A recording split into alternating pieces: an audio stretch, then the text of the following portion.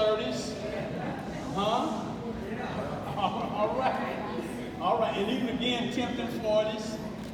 They fight 50s. They season 60s. They settle 70s. And they're aching 80s. And they're benevolent 90s. And if there are any auspicious 100s. So we need to show them and give them love every chance we get.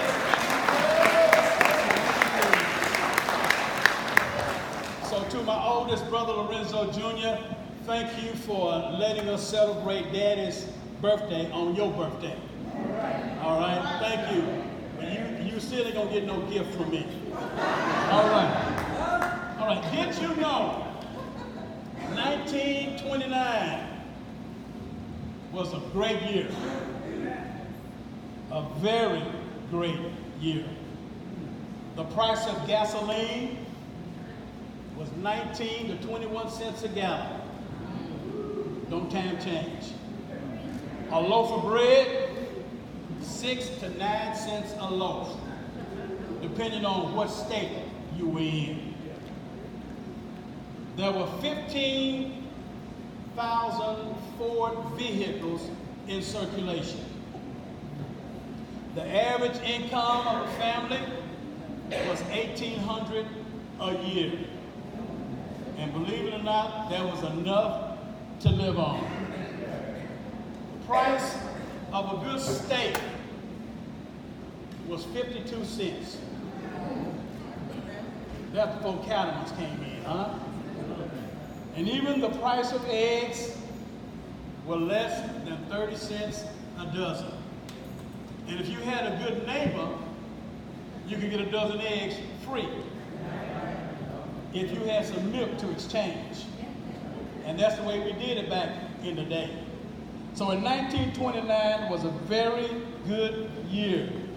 When my father was born, the price of gas, I stated, was 16 to 21 cents. When he got married, it was 24 cents. When Junior was born, it went up to 29 cents. And when the baby boy was born, it was $2, well, no, it wasn't that high. It was $1.85 a gallon. So things change, doesn't it? It be rearranged.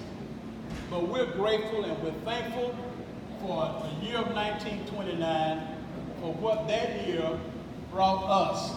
And that was Lorenzo C. Jacobs, Sr.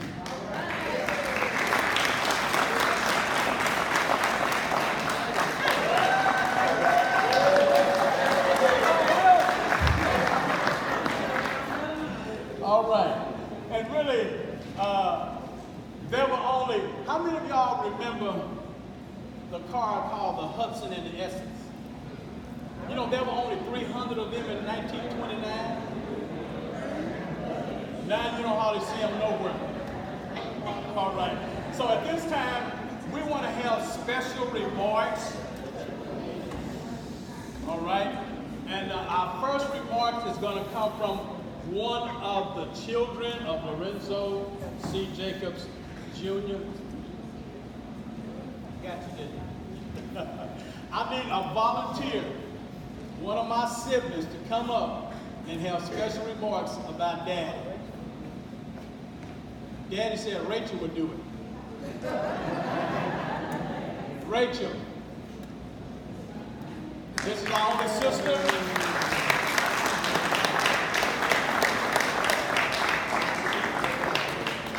And after she finished, we will have remarks by the grandchild, which would be LaKenda. And then the great-grandchildren, y'all need to get y'all heads together on who wants to come and give remarks. It needs to be a great-grandchild. And after which, this is his brother coming in. Uncle Joe. This is my father's oldest brother.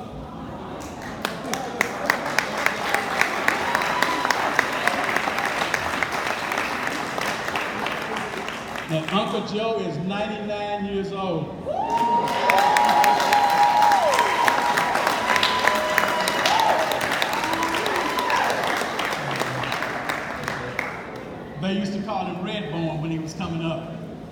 called him red because he had red hair. Now his hair turned, well, it looked great. All right. We'll now have remarks from Rachel at this time. Then, of course, the niece will be Deborah. And the nephew will be Stuart. The daughter-in-law will be Delphine. And sister-in-law will be Marquetta Dawson out of Fort Worth, Texas. All right, here we go. All right. I just want to thank God that my dad has made a decision to stay with us. I thought about Paul because anytime me and Dad are together on the phone, we have to talk about at least one or two scriptures on the phone, and I think about Paul when I think about Dad. Because he talked about how he fought a good fight, and then he also had at one point and another in his life a choice to either stay or to go to the other side. And I know in my dad's lifetime of 90 years, he's had that choice multiple times. But for whatever reason, I just thank God he continues each year to make a choice to stay with me, to be with us, and to continue to share his wisdom and that Spirit of God that works mightily still at the age of 90. That Spirit of God still moves mightily upon him in great ways. And each time we talk, we don't get off the phone until we done shouted or something. So I just thank God he continues to make that decision to stay and be with us. He raised his children. He stayed with us. He made sure all of us ate well. And at the same time, all of my brothers had six-packs because that's how hard they had to work. Lorenzo Jacobs didn't play that. He didn't raise lazy children in his house. So if you were lazy, you had to go. So I just thank God he put some strong moral values in his children, and we're still living those values out today. And I just thank God so much for Lorenzo, Crystal, Jacob.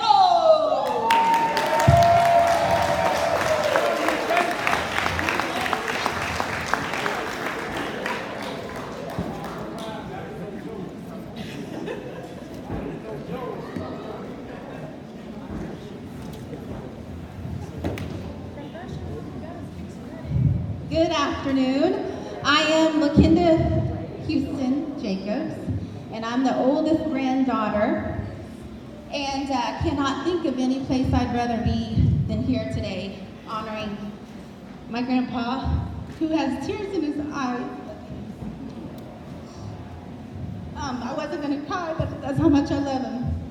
And I was thinking about the earliest memory I have of my grandpa.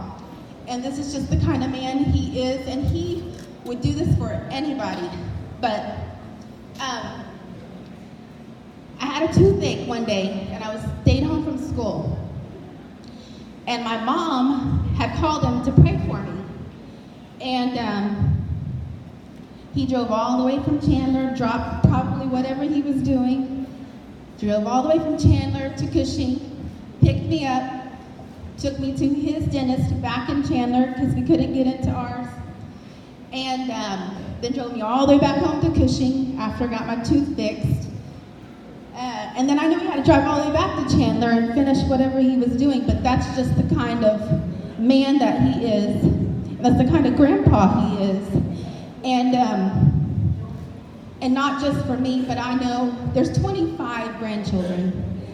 And he would do that for any one of us. The same enthusiasm that I see him hug my cousins with, and the same look on his face, he looks at me with, all of us just the same.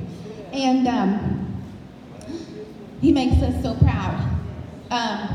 But I was thinking about a story. One of my favorite things is to listen to my grandfather preach and tell stories, and I always listen to his stories that he tells because they're important to me. And one of the stories he told me a couple weeks ago was about the day he was born. And so I wrote it all down up here. So if you will, picture it. It was a Wednesday, July 10th, 1929. and it was hot. Had to be, it was the middle of July. And his mother, great-grandmother Leona, was in labor all day, but not in the hospital. She was picking cotton. And she came inside by herself with no help, no assistance, and she delivered a baby boy. Grandpa, who cut the cord? The day you were born, who cut the cord? Grandpa Dewberry came and helped her and cut the cord.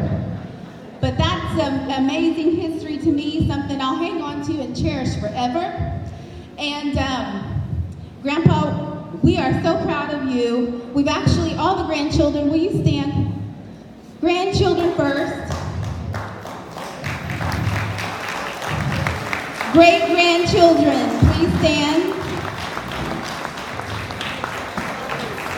And we've even managed to sneak in 2 great-great-grandchildren.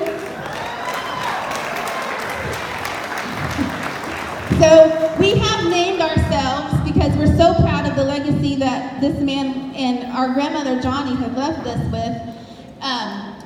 We call ourselves what? JLL! JLL, which stands for? Jacob's Living Legends. Happy birthday, Grandpa.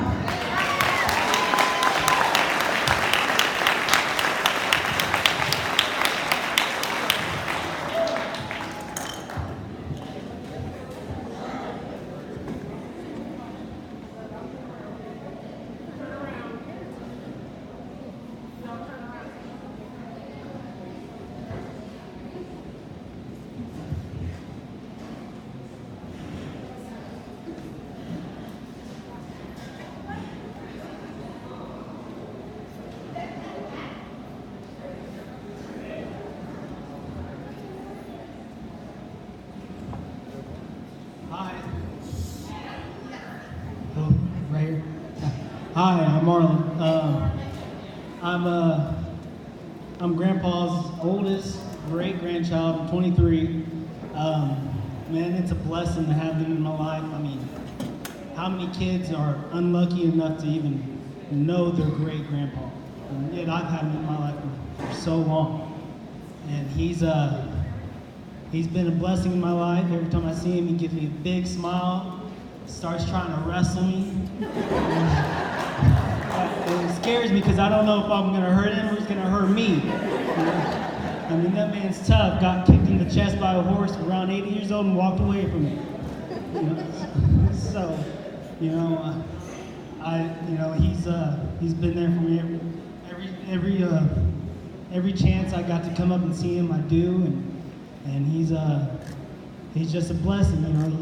He'd take me fishing growing up. That's just like I said, it's a blessing to know your great-grandfather. And he even let me drive his truck when I was 12 years old. I don't know what he was thinking, letting me drive his truck around the farm when I was 12. How many 12-year-olds drive a truck nowadays? So, he's given me great memories, given me many laughs. He's always proud that a Native American starts talking Cherokee to me. And I don't know if anyone's heard him, but it's not Cherokee.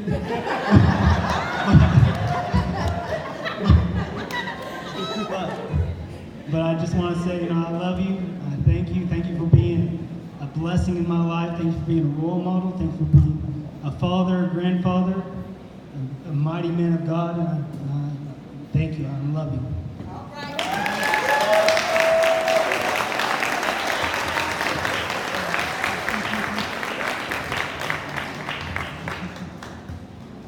Deborah? Okay, come on up while she's coming. I'm going to insert something here. This is the power of something that President Trump don't understand. I'm going to delegate. Come on. After Deborah comes, because she's representing Daddy's baby sister. And after she speaks, I'm going to ask Joan Thompson. She is the oldest niece, and she's going to have remarks, and then we will have remarks back to Stuart and then. Okay. Ladies and gentlemen, Jim Brown.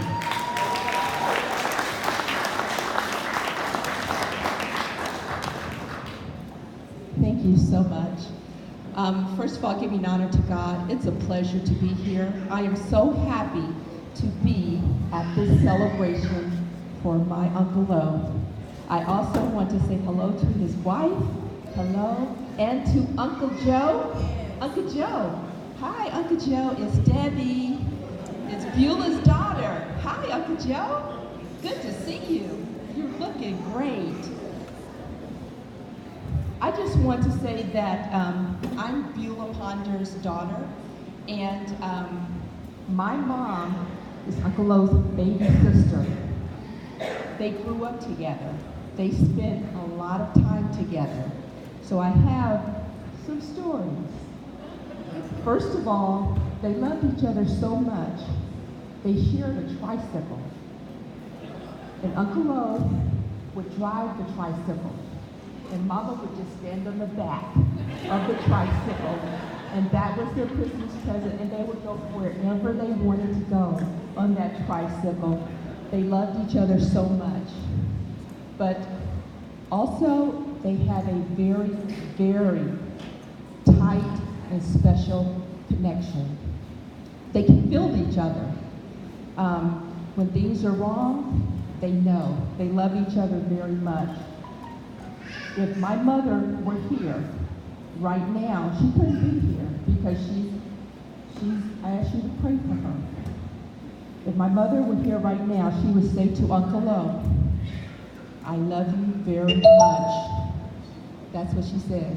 I love you very much. And they have that deep connection. And I just want to say to Uncle Lo that growing up, I loved you so much, your niece. I couldn't wait to get to Uncle Lo's house with my cousins and Uncle Lo because I was getting ready to have some fun. We were going to have a good time. We were going to the ponds. We were going to fish for crawdads. We were going to have a great time. And I just want to say to Uncle Lo that you are a great man. You are a man of God. But as an uncle, you were fun. And he would always want to race me. And of course, I'm thinking, I can beat Uncle Lo. Of course I can. Well, I couldn't beat him when I was 10. I couldn't beat him when I was 20. I couldn't beat him when I was 30. And I probably still can't beat my Uncle Lo because he is a competitor and he is wonderful. But to me, you are joy. When I think of you, my heart just feels happy. You bring so much joy, so much happiness into our life. And I just want to say, happy birthday to you. And we all love you. And we love the whole Jacobs families. The whole family. We love you too, cousin. Thank you.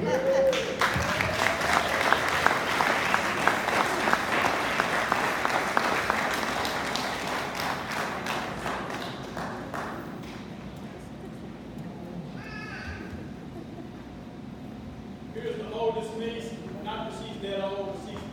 That's just the decision she made. I am their oldest cousin, and I'm proud of it. But my Uncle Lo, which probably don't know my name, is Joan, because he called me sister. It was always sister.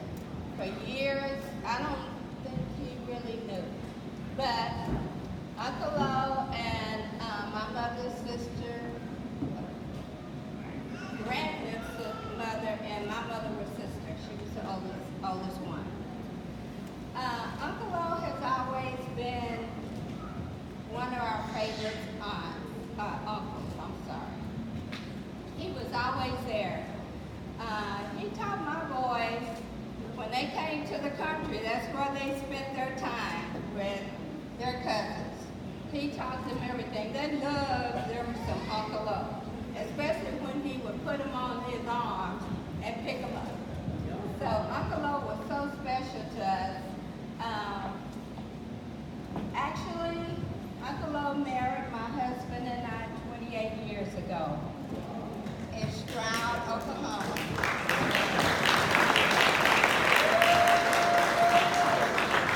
And we're so proud that he is still here and we are here to be able to celebrate. Uncle Lo has prayed for us. My husband's been sick, my son's been sick, but we're all here and thankful that we get to share this with my Uncle Lo. Uncle Lo, I love you very dearly. You mean the world to me. Okay? All right.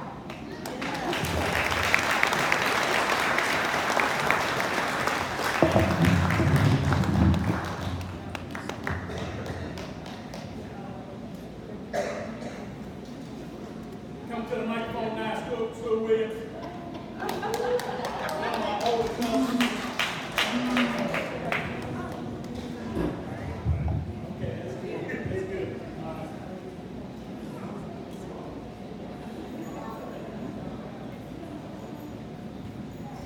Stuart bringing his wife with him for support.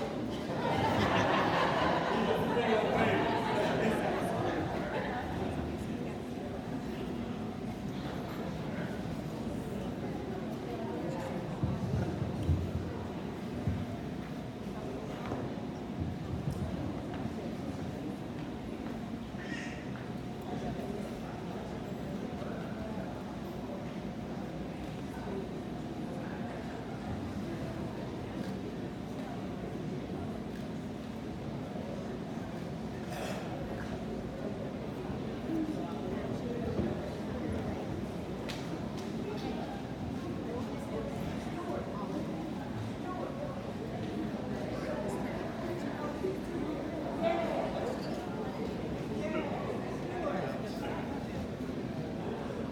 I am one of the nephews. I'm Stuart, and I'd like to introduce my wife, Mary.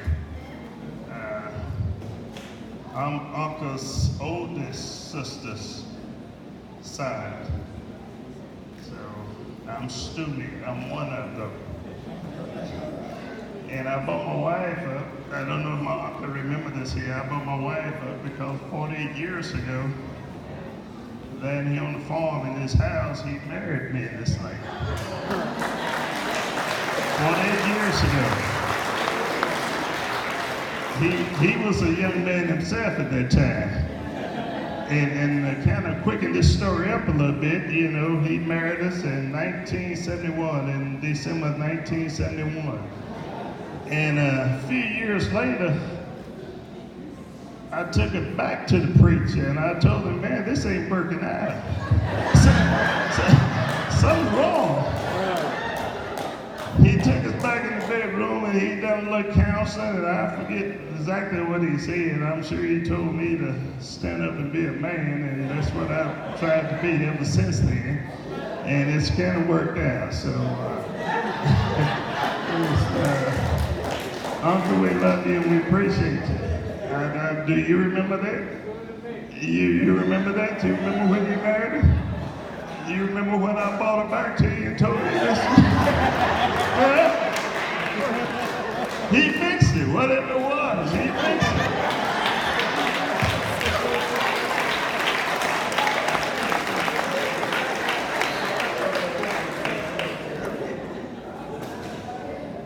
But anyway, I just wanted to let you know, we hanging in there. We running right behind you. Okay? Thank you.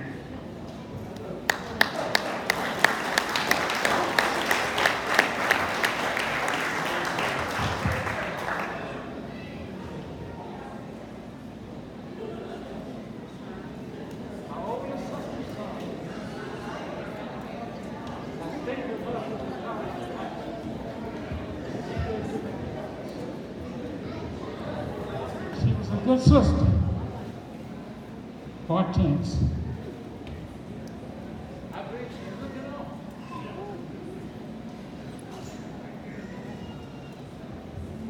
Thank you. I got some good-looking cousins, y'all.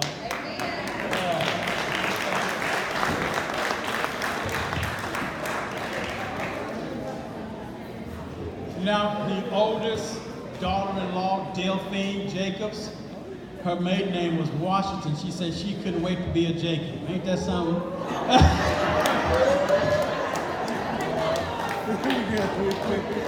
This is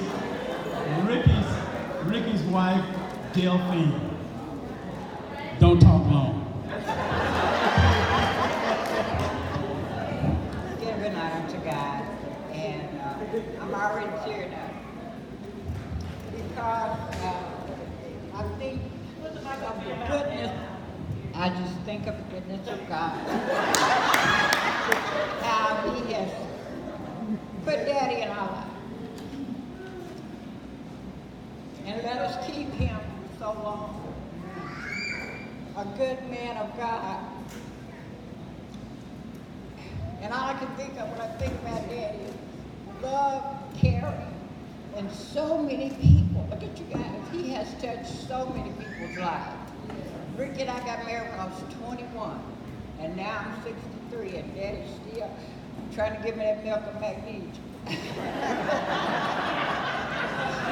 I remember Ricky and I first got married, I had a stomach ache, and Daddy said, Riley, I told him I wasn't feeling good, and he said, I think you need some milk of magnesia. I got some.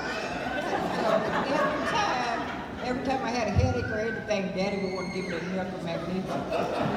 So I would always, you know, when I didn't feel good, I didn't let Daddy know because I didn't want to take that milk of magnesia. But he is such a caring and loving man that I can't say enough. You guys, everybody got to say everything I wanted to say before I got here. And it's not, you know, I mean, I could give you a whole book of the goodness of Lorenzo Jacob. This is a great man of God, and I mean, he don't mind sharing. You know, have y'all, you know how it says, I ain't tired yet. This man ain't tired yet. And I'm telling you, sometimes I don't even feel like getting up, and Daddy's already up and running about. So, you know, I just can't help but thank God. You know, it's like, he tells us all the time, he says, oh, just the glory of God, that everything that happens, happens. And I'm going to share this with you, and I'm not going to make it long. When Ricky was sick for probably a little bit over a year. But you know, Daddy never failed to call him and pray with him every day. When Ricky didn't feel like talking, he prayed with me. He said, come on, I'm going to give it to you because you two are one. But you know, Daddy is always there. He's always there. And when I lost my mom, he called me and said, it's all right, daughter, because guess what? You still got a parent. And Daddy has always treated me, never like a daughter-in-law, but as his daughter. And so I just thank God for him. And I am so very honored to be able to tell you guys how much I love Lorenzo Jacob.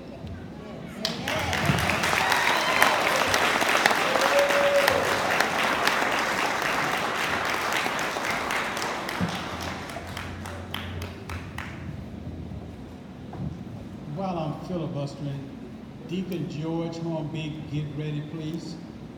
Colleen Newberry, get ready, please. Reverend Hollis Griffin, will you get ready for remarks? We're going kind of fast, and we'll be eating here real shortly. All right? This is good.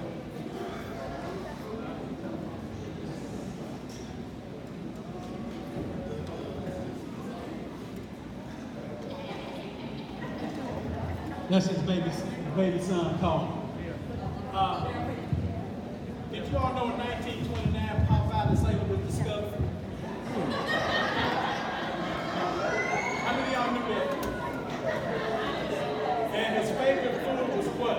Spinach. No, it was olive oil.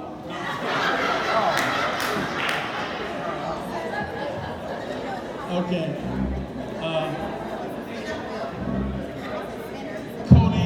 Colleen Dewberry, will you please come?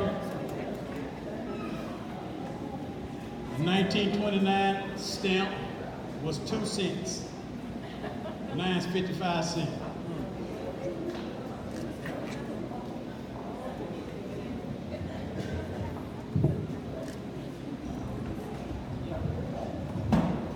Yeah, yeah, Nikhil. Yeah, we all here.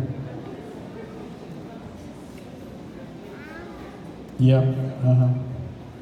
It's about 150 people. Hold on. Hold on. Hold on. After Cousin Colleen come, Deacon George Hornby. Hello, everyone. Good evening. God bless. May you have a wonderful day. To my pastor, who was my pastor for many years, we rode these roads going back and forth to Langston University together, and he has always been great. I love him very much, and I love each of you, and I say today that there is none greater in all the earth. We praise God today for him being a part of our lives and him giving us an example that we can follow and live by. You know, there aren't too many people left like him who we can emulate and follow in his footsteps. So I'm just saying today, God bless you. Have a wonderful day. Many more years we pray that you will have, that you might walk, talk, and be the man that God has chosen you to be. God bless you.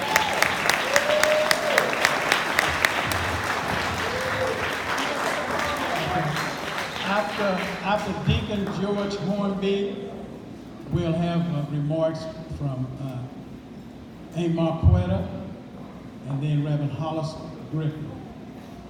Deacon George Hornby, the oldest living deacon in Jesus First Baptist. I always say that. Say, Pastor Jacob, through the years, we keep on talking. We started out, we were both young men. He was a little older than me, but we were both young. We traveled all over the state of Oklahoma. He was preaching and I was following him. We both been through some bad times and some good times. When he lost his son, I was there. When I lost my daughter, he was there. We talked, we went through things. We put his arms around us like we've been doing for the last, I don't know how many years, since 1960. On Sunday mornings, when we come in, we greet with a handshake and a hug still. It never stopped from that day in 1960 to up to now. Jesus First Baptist people, if you come to Stroud, Jesus First Baptist, you're going to get a handshake and a hug.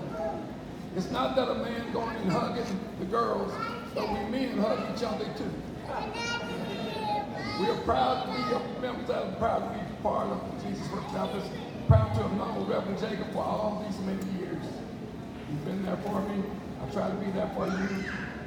He told me one time, and I'll say this and I'll quit. My car quit. He had bought a brand new truck. He had an old one there, but he offered me his new truck. He offered me the best he had. I hadn't forgot that. Thank you, Reverend Jacob, for being who you are. I love you.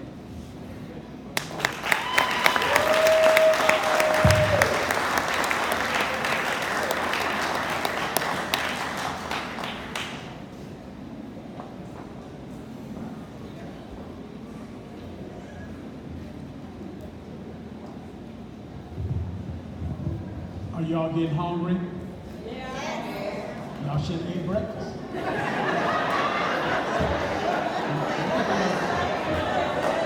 Hey, y'all come over there home and everything.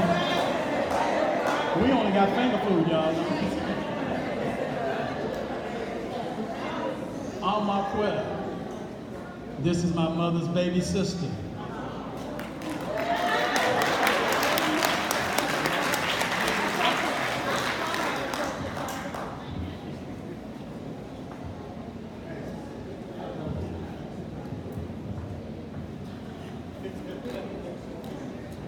Good afternoon, everyone. Good afternoon.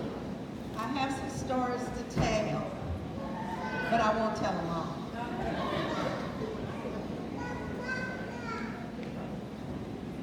Lorenzo's been in our family ever since I can remember. The first first thing I remember about Lo, he was taking Johnny away from us. But he did a good thing. I have 9 nieces and nephews and many, many, many great nieces and nephews. And I remember one time I came and I was helping Lorenzo clear some pasture, and I was driving the tractor. And he was hooking the chain around the tree trunk, and I was pulling the tractor and pulling him up. And so I kept doing that until we went some soft sand, and the timing chain broke on the stern wheel. And when it did, it hit my thumb and knocked my thumbnail back, and it kind of started bleeding. And it was cold and it hurt real bad. And so I took off and went to the house, and Lorenzo said, "You know, I don't think Johnny gonna let you come back and help me." I thought Johnny ain't gonna have to tell me now to come back. I ain't coming back. We have had some great stories. And at one time when we were going to the hospital back and forth, he would say, "You gonna ride with me, Quetta?" And I said, "Yes." And as we would be going, he would say, "Quetta, do you know that song, Step by Step?" And I said, "Yes, I do." He said, "Sing it for me." And we would be going up and down the road from Chandler to Oklahoma City to see Junior. And I would sing Step by Step. And it's been step by step that you made this decision.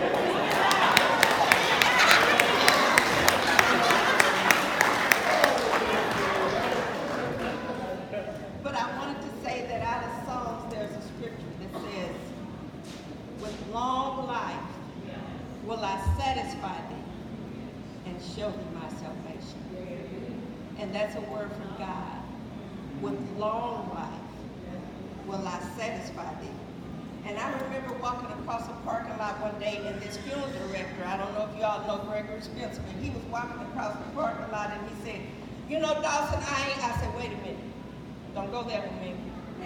Because the Bible said, "With long life will he satisfy me and show me his salvation," and I ain't satisfied yet. So he backed up and he said, "You know what? You telling the truth." And I said, "I ain't satisfied yet." But he said he would satisfy me with long life. And I'm so excited that Lorenzo, you've been in our family. He's not a brother-in-law, he is our brother. And all of us would say Lorenzo's our brother. And he used to be a great storyteller. Tell us great stories. He had Carl and AT so scared to get in service. Carl was walking around with a pocket knife opening it. But you all, it's been a joy knowing Lorenzo. It was always fun to come to the country. And my little boys, Timmy and Mark, they always wanted to ride Buck. And Johnny told him, she said, "You can't ride Buck till you get you some cowboy boots and a cowboy hat." And so one weekend, Hewlin bought them some cowboy boots and a cowboy hat. And they couldn't wait to get up to their Johnny. "Daddy, are we going up there, Johnny, so we can ride Buck? We got our cowboy boots." As soon as they walked in the house, Johnny, we got our cowboy boots on, we got our hat. Can we ride Buck?" I don't think they were ready for Buck. But they were so excited. It was just such a joy. It was such peace to be out on that farm, to be there, Lorenzo. It was just peace. Peace.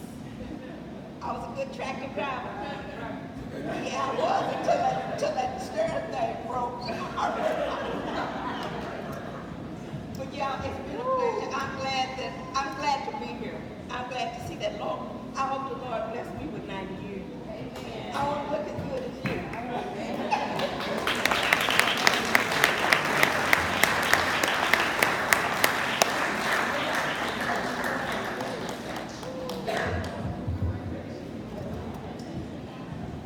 FYI, for your information, there are some boxes in the back with 90 on it. If you have cards or notes that you want to leave, you can put them in the box back there in the back.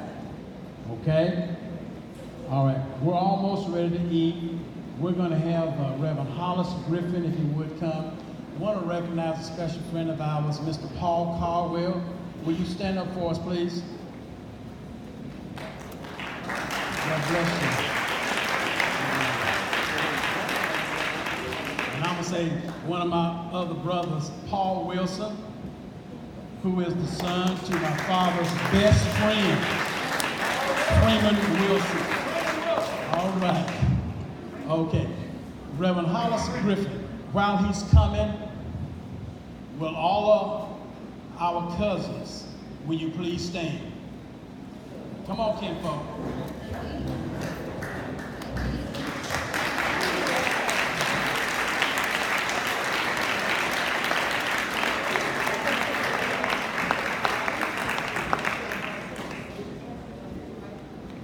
Okay, hold on. There you go. Okay, on your table. I made a mistake. On your tables or in the back, there are these note cards and there's pens on tables. Please, if you'd like to, just write a note of encouragement or whatever you'd like to say to Papa Jake. And the cards go in the blue boxes and these go in the bowls, the plastic bowls. Thank you very much. Thank you.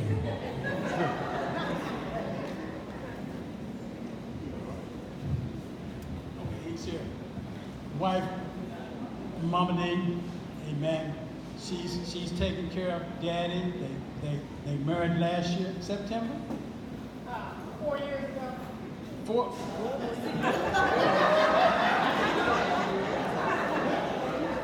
My, how time flies. She told me I would never have to worry about Daddy. She was going to take care of him, and she's doing a great job doing that. And we salute you.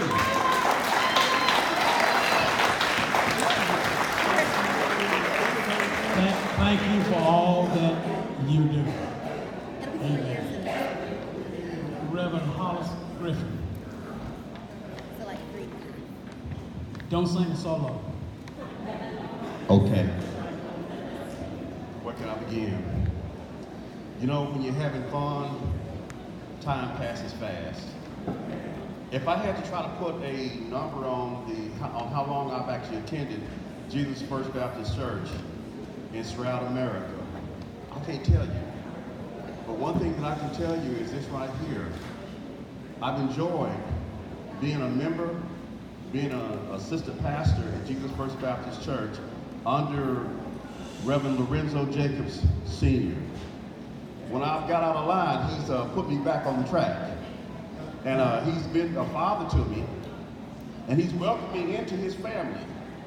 And as I've kind of went through life with the Jacobs family at Jesus First Baptist Church, I've taken notice of all of the people that have been grafted in, that have been brought into the Jacobs family. All of the friends around Chandler. I don't know whether you all know how happy I am this day to have a chance to come together and sing and make this recording. I have looked forward to this for a long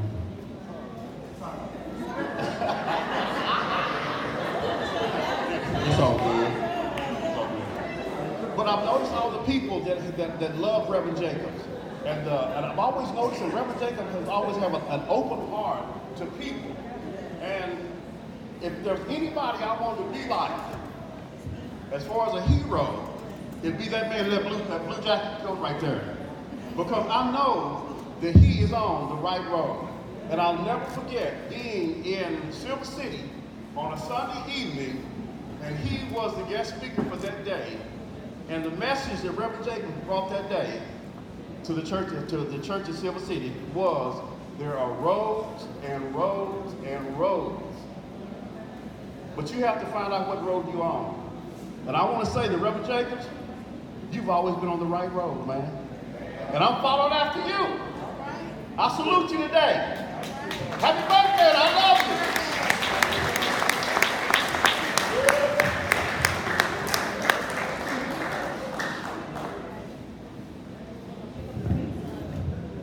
We are now ready for our video presentation. There are some CDs that are available today.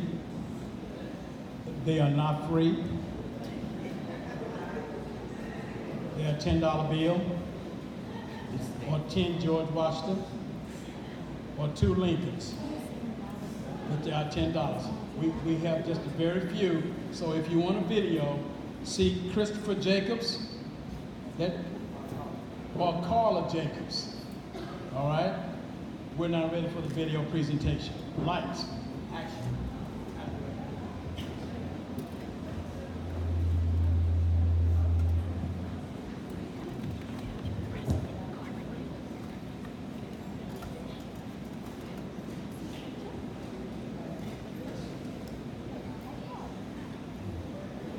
My memories go back to so many years ago when we first started out, when my children were small, when my wife was living. We used to sing at country churches, and people from all around would come and listen to us sing. I'm encouraged today as the father of this family, believing that probably somebody in the rest homes, somebody in the hospitals will hear these songs and be revived. We do thank God for this opportunity. It has been a wonderful experience today. My heart is on fire. The only thing I hate, I just can't really turn it loose and preach right now.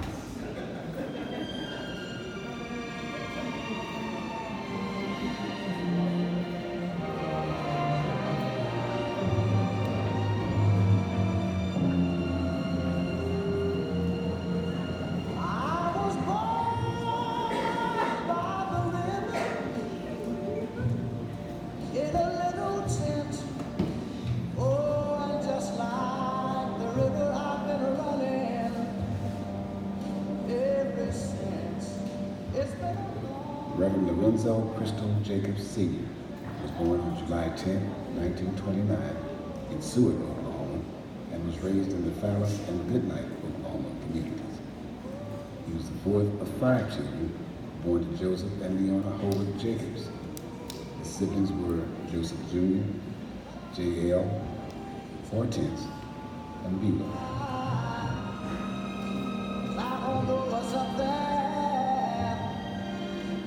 He graduated from Guthrie Flavor High School and attended Langston University until he had to withdraw to help his parents run the family farm.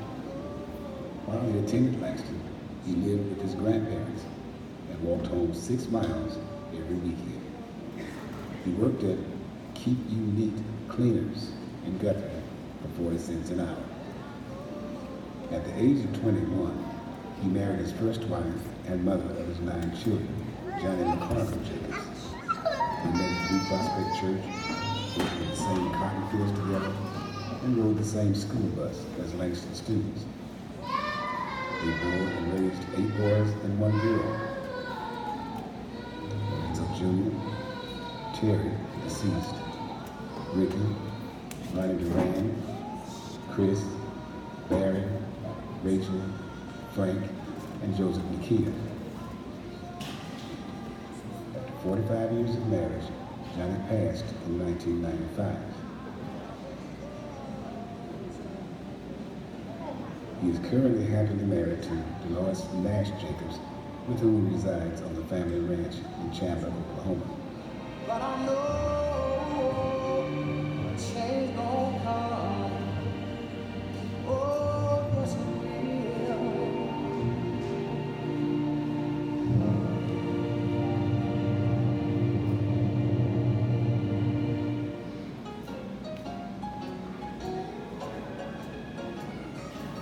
That sounds like old time church to me. As a matter of fact, Green, I want to dedicate this in memory of your mama and my mama too, Miss Ruth Green. Is that all right? Y'all feel like doing this? Let's do it. Y'all feel like doing this? Some old time song. Come on, listen. I know it was the blood. I know it was the blood.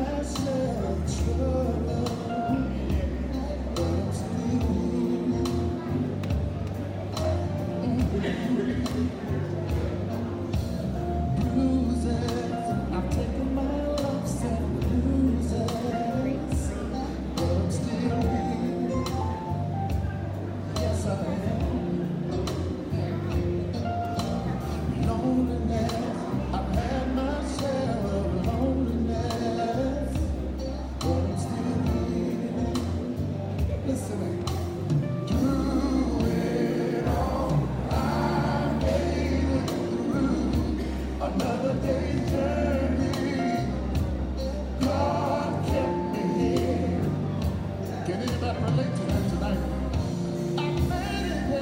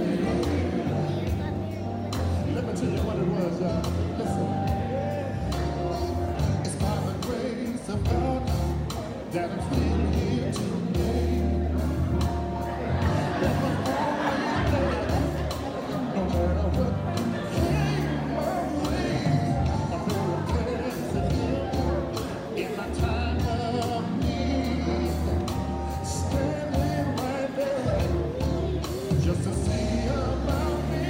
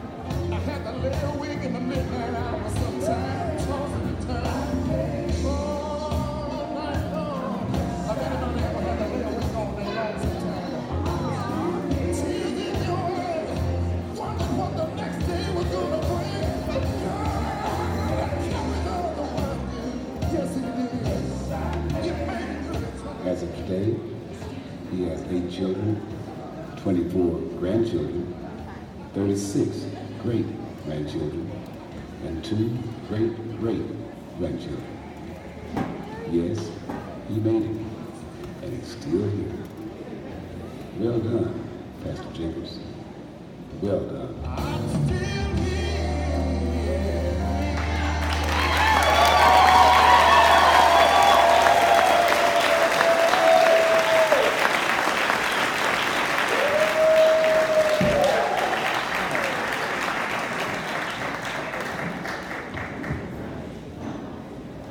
Who all saw themselves in that video? Oh, okay. We are ready to eat what we want. We want to feed